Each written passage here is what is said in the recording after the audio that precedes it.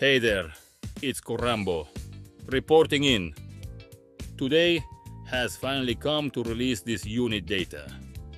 Well, this time T10, and well, 11, C30 to 34, around 5. I'll be talking to players who are at this kind of level. Naturally, even top players will likely find this information useful. Alright, I'm going to look at them in order. The yellow, the green and the red are divided as follows. Yellow is the close range unit, green is the mid-range unit, and red is the assault team. I'm putting them together. Alright then, let's take a look at each troop type individually. First up, we have the close range units, don't we? That would be the T10 armored soldier and the shredder. So, while these are all designated as T10 units, their actual combat effectiveness will vary somewhat. So, what makes this different is basically the barracks and the machine factory, right?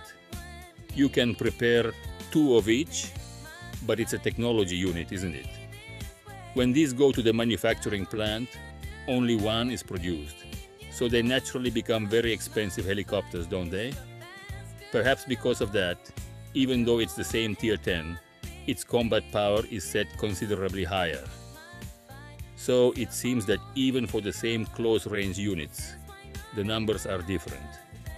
So armored soldiers, shredders, and well, both the T11 axe and tank are like that, but this front row, speaking in terms of numbers, has similar stats at the same tier. But it's this skill part, isn't it? This is the crucial point. This is where it starts to diverge slightly. But I'm talking about short range, medium range, and of course, long range. And if you put them side by side, I believe you'll notice that the characteristics of skills are pretty much alike. The skill I was just talking about means that armored units have a 35% chance to reflect 20% of the damage they take. And then, for example, Shredder and Oro are quite similar. However, they reduce incoming damage for a duration of 4 seconds. Occurring every 8 seconds. So, this shredder, it's useful for both offense and defense in battle. But an axe is specifically for defensive lines. Since the damage reduces for 4 seconds every 8 seconds, the axe is a purely defensive ability. So, since there's no buff as a skill when attacking, it means you wouldn't want to include that type of unit during attacks. So, when it comes to tanks, it's entirely a matter of probability. Because that means you'll have a 31% chance to block 50% of the incoming damage. Well, if you are going to battle, it would be better to take a tank instead of an axe. Well, when using a strategy to lure the opponent, having an axe ready will help reduce the damage. And if you go for mid-range, well, rocket bike, Gatling, storm. When we consider that point, the defining characteristic of mid-range is it's the intermediate stage for both offense and defense, effectively bridging the gap between short and long distances. Skill-wise, this is the way to go. There are interesting skills available, especially for mid-range. The rocket, well, it deals heavy damage once every 3 shots. And they don't specify just how much heavy damage that actually is. That's what's a little frustrating, but the main point, though, is this thing called back row priority attack, isn't it?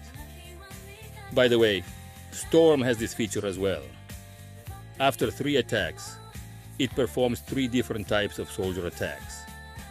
If there isn't a variety of 3 types, but only one type of enemy, then that damage triples and it stacks. And to top it off, it just goes and prioritizes attacking the enemy's back row. So at first glance, it seems like the attack power is weaker in the back row. But if you properly prepare for close combat, you can quickly take down the opponent's back row. This is interesting. And this bike and Gatling gun are quite the tricky opponents though. First off, these are bikes, right? Because for the first 10 seconds of battle, their attack speed increases, so their attack power doesn't change. It's more about just getting hits in, you know. So this is it. This is PvP, isn't it? Well, basically, PvP means player versus player battles. And the good thing is that it's good practice even if you do it with zombies, so the enemies that are not humans get extended for 30 seconds. So, the Gatling gun is more for fighting against computers than people. So when it comes to actual combat power, it's a bit questionable. So, in actual combat, it turns out that rockets and storms play quite an active role. And in the back row, there's a sniper with a cannon. For the back row, it's indicated as every 3 attacks or every 4 attacks. Increased damage and attacking multiple units are the defining characteristics of the back row. In terms of simply boosting attack power, it's incredibly straightforward and easy to grasp. And as previously mentioned, it's not some kind of lottery or a matter of pure chance. It also doesn't seem to have the drawback of being unsuitable for player versus player battles, unlike a neutral character. So, it's a situation where you can consistently achieve stable output. That's the great advantage of the back row. Up until now, we've been considering the features. But honestly, what I'm wondering is, for everyone, which of these, short, mid, or long range, they should primarily focus on for combat. And so, for each of these individual blocks, we'll be creating comparison tables and similar charts right here on their right side. I've prepared comparisons of short range versus mid range, long range versus mid range, and long range versus short range. Well then, if I were to explain the details of this first edition here, it's quite similar to this T11.